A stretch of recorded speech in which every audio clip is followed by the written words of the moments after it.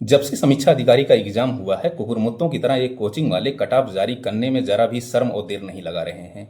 कोई 135 और कोई 140 कट ऑफ बता रहा है। खैर, किन परिस्थितियों में एक स्टूडेंट जाकर के समीक्षा अधिकारी का एग्जाम दे रहा है, किस नेचर का क्वेश्चन आ रहा है, किन दबावों को वो महसूस कर रहा है, ये सब नज़रअंदाज कर दिया जाता है। फिलहाल उनकी गलती नहीं है, वे वही टीचर हैं जो वनडे से फेल होकर के आकर पीसीएस वालों को पढ़ा रहे हैं।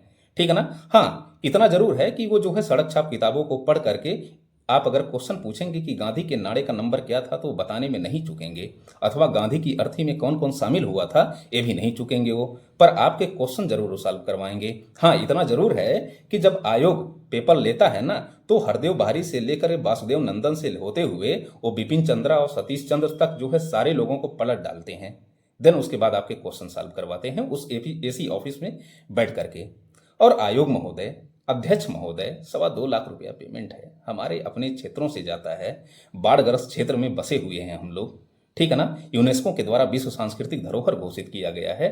गंगा का पानी बढ़ा हुआ था, जाकर अपने हम लोग पाप धुल लिए हैं। मेरा एक मानना है, अगर आपको लगता है कि नहीं हमसे पाप हुआ है, तो बगल में ही गंगा जी बढ़ी हुई हैं, जा करके जो है कुछ प्रशासन के लोग भी बार बार डुबकी लगा रहे थे, आप भी थोड़ा सा डुबकी लगा ही लीजिए। खैर, एक अपील है कि बार बार एक क्वेश्चन पर आपत्ति होना, बच्चों को डिस्टर्ब करना, टीचर तक में भूचाल आ जाना, परिवार पूरा डिस्टर्ब हो जाना, शादियां टूट जाना, कई यार मुद्दे आप लोग समझ नहीं रहे हैं आयोग जी। खैर, मैं कुछ बातें आपसे बता देना चाहता हूं कि इसमें 10-12 क्वेश्चन पर आपत्ति दी गई है। उस 10-12 क्वेश्चन में आप आयोग की खुद रिपोर्ट को नहीं मान रहे हैं। सेंसस 2011 में जो है डेंसिटी, जनघनत्व किस राज्य का ज़्यादा है, तो बिहार का 1106 है, आपने उत्तर प्रदेश मान लिया है।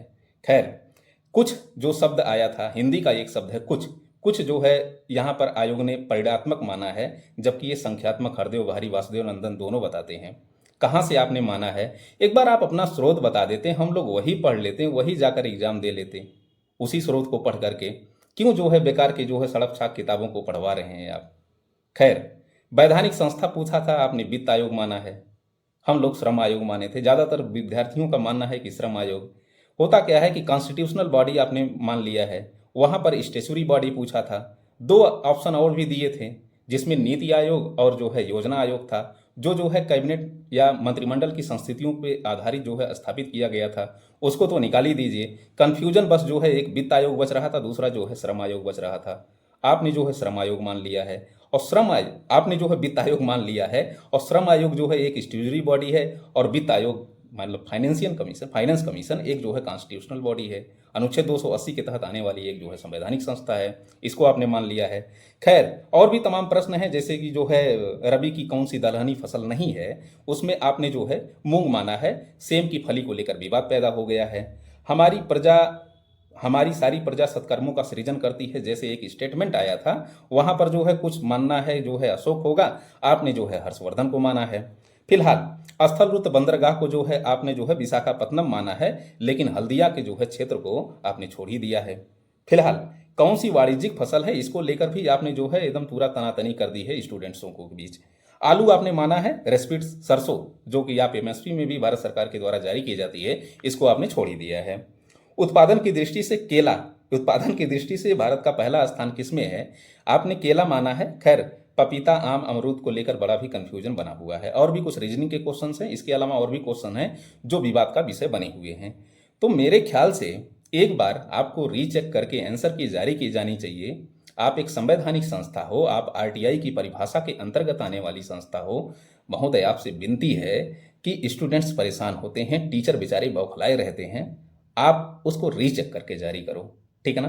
खैर, और मैं क्या बोलूँ, और मैं क्या बोल सकता हूँ, बस इतना ही। और हाँ, जो ये बार बार 130-35 का अनुमान लगा रहे हैं ना, भैया कठिन पेपर था, सिंपल नहीं था यार। जिन परिस्थितियों में स्टूडेंट जा करके उस एग्जाम को दे रहा है, फैक्चुअल क्वेश्चंस आ रहे हैं, आ रहा है तो सही, नहीं तो गलत। गलत लोगों के ज़्यादा हो रहे हैं। मेरा ये कहना है कि अगर जनरल वाले 120 प्लस हैं तो मेंस की तैयारी करें। आगे 2 महीना बाद 12 अक्टूबर को पीसीएस प्री का एग्जाम है, बीबीएससी का एग्जाम है, बिहार पीसीएस का, लगे रहें। उसका जो 120 नंबर का आने वाला जीएस का पेपर होगा, वो आपके समीक्षा अधिकारी का मेंस का भी पेपर होगा। तो लगे रहें यार, मेंस पे लगे रहें, मुझे लग रहा है।